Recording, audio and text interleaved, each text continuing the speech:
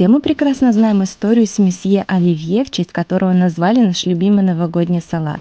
А вот чем я хочу вас удивить сегодня, так это широтой географии его признания и поедания. Русско салата – один из популярнейших салатов на Балканах, в Болгарии, Сербии, Северной Македонии, а в Албании известен как салата руссо, что также буквально означает русский салат. И в Греции его также называют русским, и его можно найти в меню практически любого ресторана.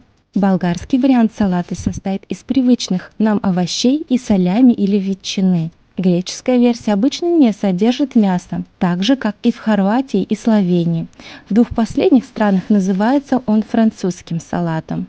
В Боснии и Герцеговине салат также популярен, при этом с мясом он называется русским салатом, а без – французским. Румынский вариант прямо идентичен нашему традиционному. Он называется говяжий салат. Кроме отварных корнеплодов, соленых огурцов, как уже стало ясно, они добавляют отварную говядину или курицу и приправляют майонезом. В Чехии салат называют картофельным и добавляют пикантный ингредиент – корень сельдерея.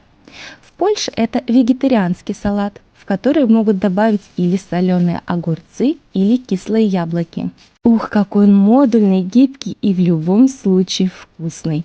Главное экспериментировать. А я в этот раз решила сделать с колбасой. Советую попробовать с копченой курицей. Тоже получается вкусно.